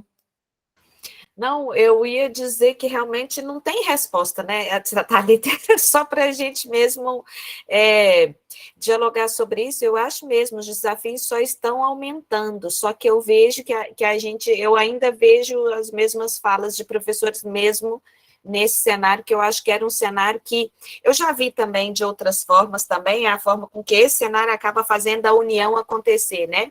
Vamos unir, porque mesmo nas diferenças nós precisamos agora, né, de estarmos juntos, porque em relação a especialmente esse cenário, nós temos consenso, nós temos concordância. Então, é só para agradecer, né, e aí as palavras que eu acho que me ajudam a pensar um pouco, e acho que nós todos, né, a pensarmos como é que nós podemos, em outubro, e a partir de outubro, mudar essa realidade. Maria de Lourdes, por favor. Boa tarde, companheiros e companheiras. Como a Thalita já disse no início, né, sou companheira dela na equipe da Secretaria Nacional de Formação, e quando Camila fez essa indagação em relação aos sindicatos, eu fiquei com vontade de pensar junto algumas questões, né, algumas já bem abordadas pela Thalita. E aí, ela começou a apresentação dessa experiência da Secretaria Nacional de Formação da CUT, dizendo que a luta, apresentando a luta como uma categoria histórica. E eu acho, Camila, que nessa sua preocupação em relação aos sindicatos, estamos vivendo um momento muito importante, particular, de descrença na luta coletiva, das organizações, das instituições. Então, a gente aqui está falando das próximas eleições, e quando a gente vê a trajetória de luta do Lula, né, a gente pensa como que o movimento sindical forjou na luta um representante que fez a trajetória que ele fez. Só que acho que a gente tem um elemento muito importante, que é da conjuntura histórica e da conjuntura econômica. A gente vive hoje uma forte ascensão do neoliberalismo. Então, quando Camila fala das professoras e da descrença, que elas não querem se sindicalizar, a gente olha para os cursos de formação de licenciatura das universidades públicas, das universidades particulares, nas privadas, e aí como é que a gente está formando profissionais, trabalhadores, com essa perspectiva que Thalita começou dizendo da luta como categoria histórica. E aí eu quero também, como a gente está falando de Paulo Freire, né, para nós cultistas, a formação sindical é um esperançar. Então, assim, como é que a CUT vence esses desafios de trabalhadores descrentes em instituições de organização, como são os sindicatos? Agora, tem uma grande contradição aí, também já dita pela Thalita, que é a relação capital-trabalho. Então, quando eu me sindicalizo, a grande maioria pensa que sindicato negocia aumentos salariais. Só que num período de recessão, como a gente está vivendo nos últimos anos, se manter no emprego, garantir o emprego que eu consegui, ela é muito mais importante do que se organizar para conseguir um reajuste que nem sempre uma categoria consegue. Então, eu acho que olhar para os sindicatos como uma parte integrante da sociedade no mundo, né, não só no Brasil, porque esse baixo índice de sindicalização não acontece só no Brasil. A gente tem exemplos de países com centrais sindicais muito fortes, como a Alemanha, por exemplo, que não conseguem aumentar o seu número de sindicalizados. Então, acho que o pano de fundo para esta crise na representação sindical é olhar para a organização do modo de produção da nossa sociedade, né? O neoliberalismo que coloca essa questão do individualismo, do colaborador, da meritocracia, que eu tenho que fazer, tudo isso vai desmanchando as possibilidades e o potencial de organização da luta coletiva. Agora, nós cultistas, né, Thalita, a gente segue firme no esperançar, né? A gente acredita que a formação sindical é um instrumento muito importante para a organização dos trabalhadores e das trabalhadoras, e aí a gente segue na luta com a ajuda aí de todas as instituições, organizações que pensam como a gente, que pensam a educação popular e a formação como a CUT. Era isso. Obrigada, Maria de Lourdes. Foi muito importante você trazer essa reflexão, porque, basicamente, se a gente pudesse, né, simplificar, porque não é nada simples, é tudo muito complexo e misturado, a gente poderia dizer que a solução para todos os problemas passa justamente por essa falta de mobilização, porque a gente tem uma fragmentação das causas que ela é estratégica e ela foi construída, ela não aconteceu espontaneamente, né? Então, por isso que tem tanto sentido essa questão da mobilização. E eu vou só mostrar uma estilo aqui, que quando a Liana comentou do livro, né, ai, Liana, eu já até esqueci agora, mas que ela comentou dos círculos de cultura, educação como prática de liberdade, porque nós falamos em tantos aqui já na apresentação, né? E aí o Pita, ele criou uma obra, logo depois da do Paulo Freire, que ele fez até uma enquete no Instagram, perguntando qual seria o nome da obra. E na hora que eu vi, eu falei, Círculo de Cultura, porque ela representa muito o Círculo de Cultura. Deixa eu mostrar para vocês aqui.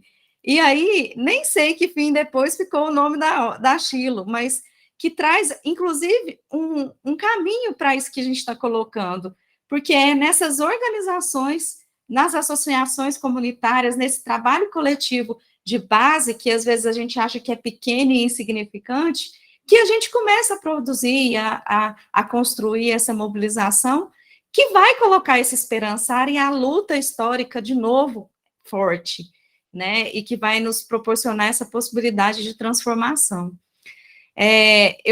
O Pita me pediu ajuda, né, para elaborar a apresentação dele, mas eu não podia ficar falando assim, e aquela estilo, e aquela outra, porque cada uma tem uma representação e um significado importante. Por isso que eu compartilhei lá no chat, e a gente vai colocar depois na descrição do vídeo, as informações, né, o telefone dele, com o WhatsApp, o perfil do Instagram e o e-mail, caso alguém queira, né, encomendar algum estilo, pode entrar em contato direto com ele.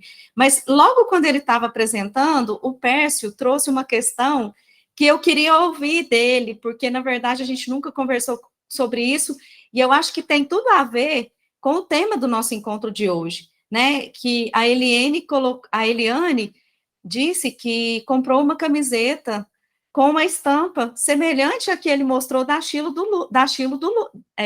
Gravura que ele fez para o Lula. Como que funciona isso, então, né?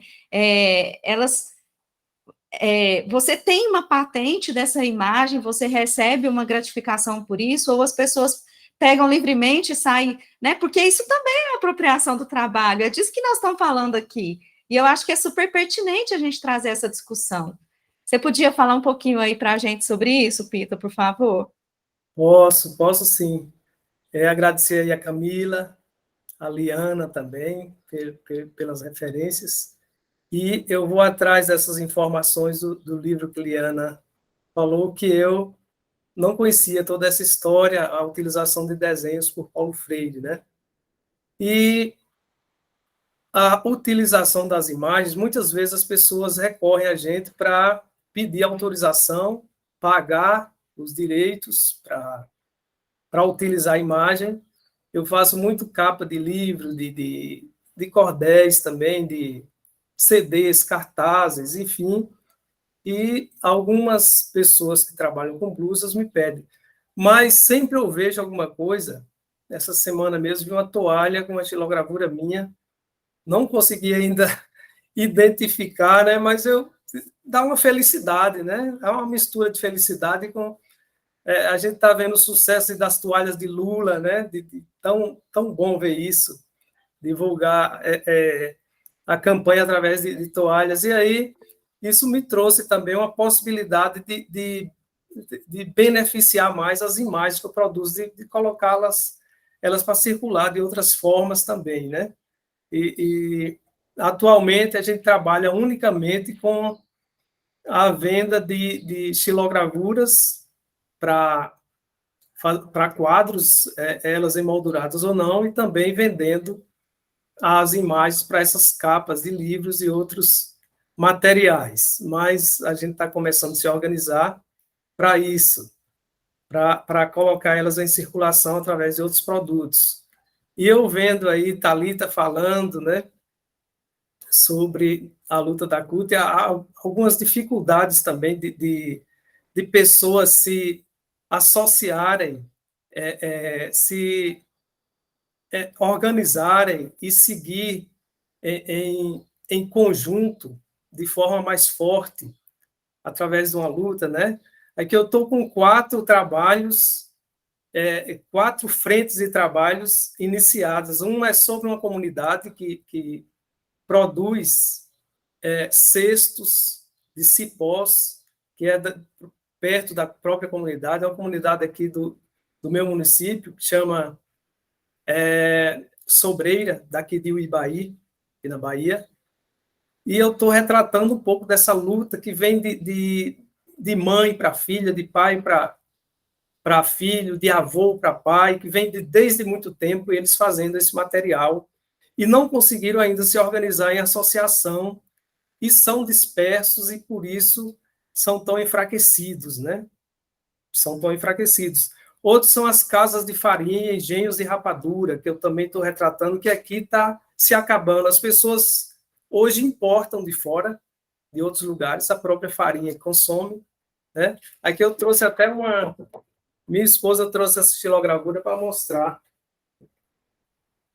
Aqui, não sei se alguém conhece esse processo, mas aqui é prensando a massa da mandioca, tirando o líquido, secando para virar farinha e mandioca. Então, estou fazendo todo esse processo retratando essa luta dos engenhos e casas de farinhas, porque é uma economia da agricultura familiar que está se indo embora porque as pessoas não se organizam, não têm essa consciência da sua própria classe, da sua própria fonte de renda, né? E aí acaba que importa, às vezes, o mesmo produto de forma muito cara e de qualidade inferior. Outra é uma experiência que eu estou vivendo, que eu e minha família aqui somos fregueses e somos também, assim, estimulamos a produção dos produtos orgânicos, né? Aqui temos 16 famílias que produzem as frutas, verduras, legumes. Essas 16 famílias, elas estão organizadas e estão caminhando para fazer uma associação comunitária, né? E se associarem, a maior parte já são associados ao Sindicato dos Trabalhadores Rurais, aqui do município. E outra frente, uma quarta frente de trabalho, que eu estou começando a fazer também com as minhas xilogravuras, é acompanhando o processo de trabalho de uma brigada contra incêndio, que são pessoas voluntárias do município. Aqui não tem corpo de bombeiros, não tem organização, o poder público é inoperante, né? O poder público daqui é mais voltado para o bolsonarismo, como a gente costuma dizer, essa filosofia terrível desse governo, do que para o próprio local. Então, a gente não tem um poder público atuante. Então, as pessoas se organizam, seja em pequenas associações, como a gente tem a minha filha estuda numa associação de professores e mães e pais e alunos, né, da qual eu sou membro e fui professor por algum tempo. E é assim que a gente se organiza aqui, né? Os sindicatos, tem dois, que é o Sindicato dos Trabalhadores Rurais e o Sindicato dos Servidores Municipais, do qual eu faço parte como professor. Então, essa retratação dessas lutas, eu acho que eu vou fazer a vida inteira, porque está muito entranhada em mim desde a minha infância, né? Está na minha realidade. E quando Thalita falou como seria a representação de um trabalhador, de um quadro que pudesse retratar os trabalhadores atuais, né? Então, são tantas as formas, a gente vê com muito carinho, muito entusiasmo, assim, como algumas coisas têm se ampliado no campo de trabalho, né? Com a questão do uso da internet, da informática. Inclusive, eu sou um trabalhador, hoje, que utilizo muito essas ferramentas. Sem elas, não seria possível hoje viver de arte. É isso. Estendi um pouco, desculpe aí, mas a gente se empolga com esses temas, né? Imagina, Pita, tá dentro do tempo. Obrigada. Vou passar a palavra para a Eliane. Eu estou amando essa troca de ideias, de saber. Pita estava falando, desde o começo eu me encantei. Aí eu falei da camisa do Lula, eu até fui vestir, que essa aqui, eu achei muito parecida com o que você apresentou aí. Eu achei parecida. Eu disse que era semelhante, mas talvez não seja. Mas é parecido, bastante. Talvez alguém que se inspirou e fez. Eu comprei numa lojinha que vende lojas do Lula. Tinha várias, eu me apaixonei por essa. Mas eu estava pensando assim na fala de Liana, também ligando com a fala de Karine, né, da questão do sindicato. Me choca ver um professor, né, de origem pobre como eu, né? Eu hoje eu sou professora da escola que eu fui aluna, né? E nordestino e ser bolsonarista, né? Eu estou falando do meu ex-orientador, que eu não vou citar o nome. E hoje quase que a gente não se fala por conta disso, né? As ideias que não coadunam. Então, assim, e Liana falou uma coisa que eu achei importante, essa linguagem que tem que ligar as pessoas. Ela falou de várias coisas, e eu me lembrei, Liana, da poesia. Poesia também é uma saída. Esse trabalho de Pita também é arte, remete, o poético, o belo, a questão do belo. Ela falou também, Karina falou na questão, não foi Karina não, foi Thalita, falando leite, né? Ela fez assim aproximou o leite para aproximar do povo, para aproximar do problema que estamos vivenciando, que é o preço dos alimentos, e comparar o alimento como o leite, que é sagrado, que para mim é sagrado, com gasolina também. Olha a situação que nós chegamos, né? E aí eu me lembrei que Pita, quando ele falou assim, e como desenhar um... Hoje eu ainda tenho o pessoal que vende aqui cavaco chinês. Não sei se vocês sabem, aqui é cavaco chinês. Ele parece uma hóstia, aquela hóstia consagrada, mas é grande. Não sei se vocês conhecem cavaco chinês. E ele todo dia passa tocando no triângulo e vendendo cavaco chinês. E eu vi quando era criança e ainda existe. Eles ainda vendem aqui na rua. Como vendem também sorvete caseiro, o entregador do leite, a figura do entregador do leite é que não existe mais, eu não vi mais. Mas na minha infância eu alcancei pessoas que entregavam o litro de leite na porta. Era o leite in natura, né? O leite mesmo, retirado ali da vaca e já ia para as casas. E aqui, com relação, já voltando ao sindicato, eu sou sindicalizada desde sempre, mas eu sinto um esvaziamento desses últimos tempos. E as pessoas estão numa tristeza de tão tamanha, sabe? É tanto que, dentre os sindicalistas, tem os bolsonaristas, acredite. Né? Então, a gente se juntou para fazer camiseta também, para pedir camiseta para ir para a rua no dia 1º de maio, Dia do Trabalhador, e teve até uma frase que saiu também parecido, Pita, com um dos outros trabalhos seu também, que era aquela luta, né, do SOS. E teve deles que disse que o dinheiro dele que pagava não era para isso. Eu fiquei sem acreditar, sabe? Então, assim, dessas pessoas, eu não quero amizade, eu não quero, porque hoje eu estou associando o bolsonarismo com falta de caráter. Eu não tenho de amizade com pessoas que eu sei que não é bom caráter. Então, tem dessas coisas, e assim, esses encontros aqui, apesar de que eu estou muito cheia de atividade, eu não pude aproveitar muito, mas é muito rico essa troca de informações, até para a gente levar para a sala de aula. Eu também sou professora de pós-graduação do mestrado profissional, que existe o mestrado acadêmico e o profissional, e eu sou do profissional. E todos os alunos são trabalhadores. São trabalhadores. Aí, quando você falou, remete ao trabalho, como fazer uma gravura de um trabalhador atual. Se for professor de dedicação exclusiva, ele já não pode ter outro vínculo. Aí, mas hoje ele está dividido, ele trabalha dentro de casa, de frente ao computador, e trabalha nos setores de estágio, também acompanha alunos em campos de estágio, que eu sou da área da saúde.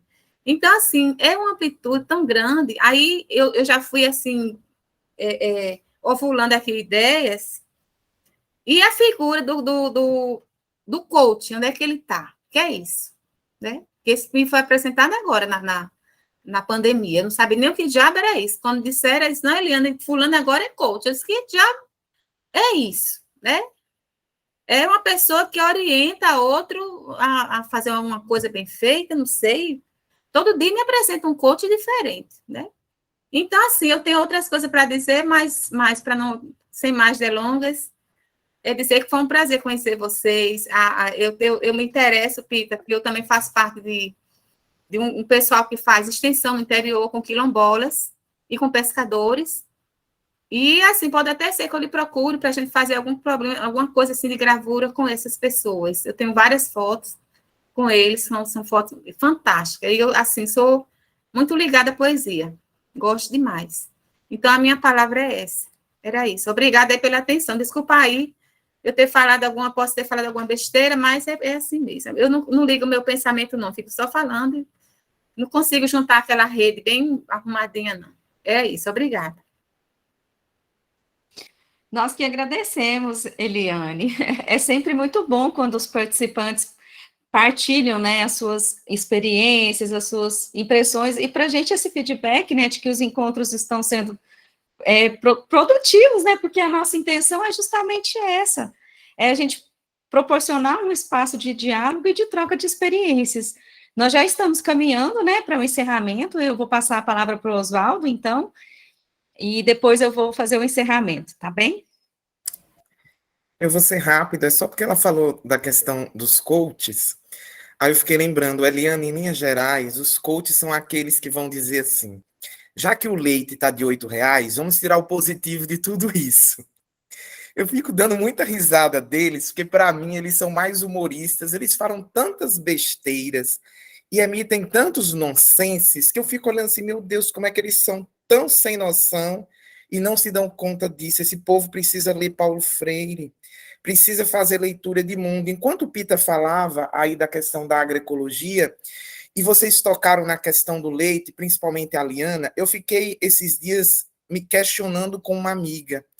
Peraí, na nossa região está chovendo, a produção do leite continua normal, por que é que essa pessoa que anda gritando na rua vende o leite a R$2,50 e eu estou comprando um leite no supermercado que custa R$8? Então, tem algo de errado aí nesse processo todo e nessa inflação, nessa elevação do preço. Então, esse preço, ele não é porque o produto está faltando no mercado, é porque a gente tem ao redor deles vários atravessamentos políticos e que se a gente não tiver, se a gente não for capaz, né, não for emancipado para fazer essa leitura de mundo que o Freire tanto falava, a gente não vai sair dessa condição. E eu acho assim que os freires, o que os coaches, eles têm contribuído e muito para esse processo de opressão. Então, é nossa missão, nós que somos freireanos, quando a gente se deparar com o coach, é a gente se levantar e sair, porque não dá mais. Ou então, se ficar na palestra por educação, ao menos dar risada para tentar liberar serotonina e ver se esse desencanto ele diminui. Mas está difícil. Oswaldo, e só para concordar, Karine, eu não quero atrapalhar aí o encerramento, mas só para dizer que olha que loucura, né? Ao mesmo tempo que a gente esvazia os sindicatos, as associações, os espaços coletivos de luta, de apropriação das conquistas que historicamente nós temos, se dá por aqui, não tem outro lugar. Ao mesmo tempo que a gente vê esse esvaziamento, a gente vê uma indústria crescendo de pessoas querendo a forma mais fácil de se realizar na felicidade, vamos colocar entre aspas aí tudo, né? Mas realmente, a hora que começa também, eu me senti no desejo de falar por isso, assim, isso chega a me arrepiar, porque aí eu fico pensando, mas será que as pessoas não percebem que isso não isso é uma enganação, né? E isso, de fato, não vai mudar nem transformar a estrutura, isso não consegue, não faz milagre. E aí eu começo a cair no pensamento que só os filósofos irão nos ajudar, e aí Freire junto, mas de pensar por que né, que parte dessa nossa sociedade faz a opção pelo caminho mais fácil, por aquilo que a gente sabe que vai ser um jeito que não está em mim. Então, eu não tenho que fazer nada, eu só escuto, ele vai me dar a solução. É só tirar o positivo. E engraçado, né? A gente aqui em casa, às vezes, até brinca nisso, que é assim, ó, se acontecer alguma coisa boa, porque pode acontecer, né? Aí é o coach que fez. Mas se acontecer alguma coisa ruim, é porque você não fez o seu papel direito. Então, volta naquela discussão nossa lá do trabalho, né? É o trabalhador que é preguiçoso, é porque não trabalha direito, é porque tem... Enfim, então, só porque eu acho que ainda tem muitas coisas para a gente discutir, mas eu acho que é importante, sim, a gente criar espaços em que a gente possa desvelar isso, né? Porque eu que dou aula, gente, eu já tive turmas que falam assim para mim, então Paulo Freire é igual a Augusto Cury? Eu falo, não, você não entendeu nada, vamos voltar do começo, lá onde a gente parou, onde você começou a ler? Então,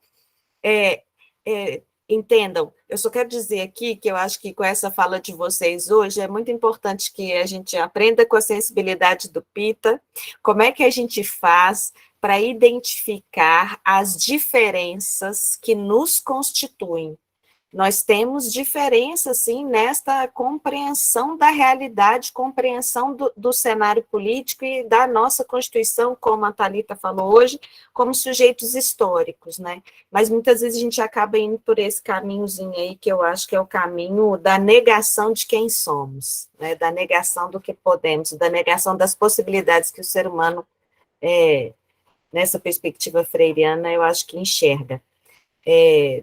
Era só isso, valeu Oswaldo, valeu Thalita, valeu Pita, valeu todos, Maria de Lourdes, prazer também te conhecer, Liane e Karine, é sempre muito bom, eu sempre digo assim, que eu acho que a gente está super aproveitando esses tempos, assim, é um tempo do diálogo mesmo, aberto, né, em que a gente possa aqui conversar sobre coisas que fazem parte do nosso dia a dia, e que o Freire nos ajuda a provocar, a ver, ou rever, ou reinventar algumas coisas que a gente precisa nesse cenário.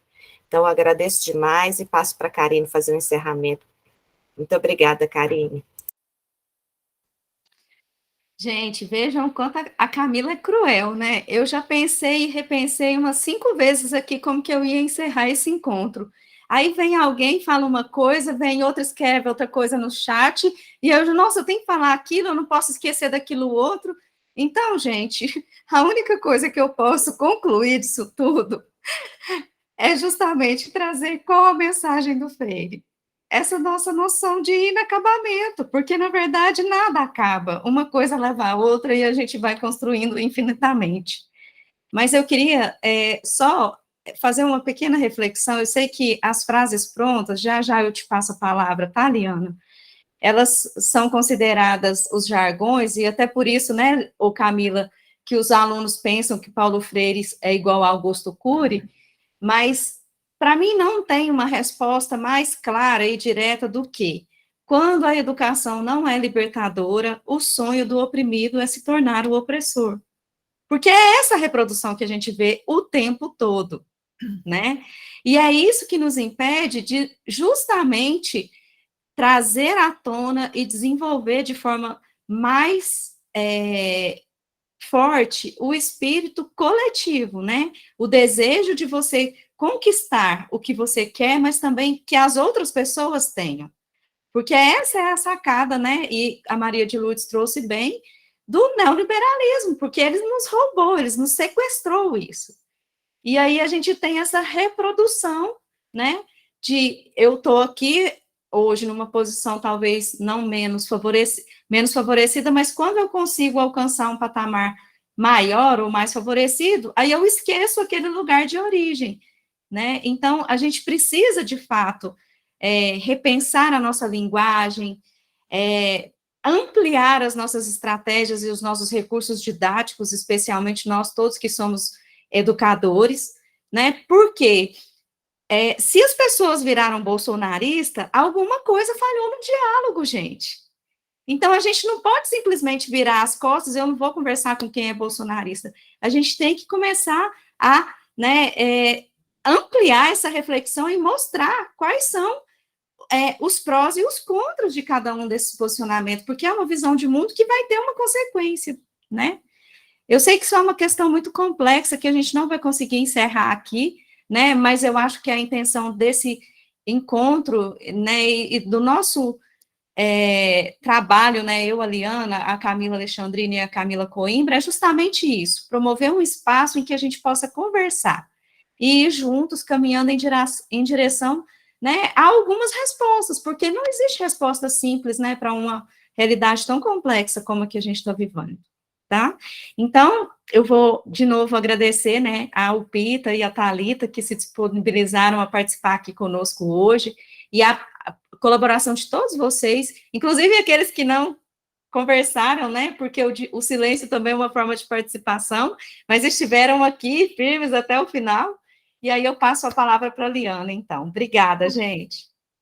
Obrigada, Karine, obrigada, Camila, Thalita, Pita. É um recado muito simples, né? Eu acho que todas as atividades que a gente vem fazendo ou que vamos fazer daqui para frente, né, até lá o dia 2 de outubro, é para chamar as pessoas ao diálogo, né? Chamar as pessoas para escolher entre a barbárie e entre a vida, né? Entre a justiça e a injustiça, entre a biofilia e a necrofilia. Se nunca tivemos num momento tão difícil, também nunca foi tão fácil a gente colocar as coisas na mesa. Então, nós temos que fazer isso, daqui para frente, dialogar com as pessoas e sair para a rua. Não temos outra coisa para fazer que não seja isso. É isso, muita militância, porque se a gente não conseguir superar, né, esse crescimento do bolsonarismo, não vai sobrar mais nada de nós no próximo período. Era isso só que eu queria dizer para vocês. A luta continua no próximo encontro nosso. O último encontro vai ser o último dia, não vai ter outro, do dia 15, está no chat dia 15 de setembro, né? Eu vou projetar aqui novamente a nossa programação para vocês se organizarem certinho. E nós ainda temos mais 3 encontros, tá? Hoje nós chegamos na metade aqui da nossa jornada, né? Sim. E aí nós temos ainda mais 3 encontros. No dia 15 de setembro, Às 19 horas, nós vamos falar sobre o tópico Ensinar exige a convicção de que a mudança é possível. Olha aí, né? A gente vai discutindo e caminhando nessa direção. Depois, 19 de outubro, às 14h30 novamente, nós vamos refletir sobre o tópico Ensinar exige compreender que a educação é uma forma de intervenção no mundo. Aí, e por último... aí a gente já pode ter o desenho de um novo país, né? Já estaremos... Isso! E justamente, Liana, pensando nesse potencial de que a educação é uma intervenção no mundo, que é esse o trabalho que nós estamos realizando, né, que a gente já espera ter colhido os frutos disso lá, né? E, por último, 17 de novembro, quando nós já vamos comemorar, né, Liana? Conversando sobre o tópico Ensinar exige reconhecer que a mudança... que a educação... eu acho que nós fizemos uma pequena mudança aqui. Tá trocado aqui, verdade. gente.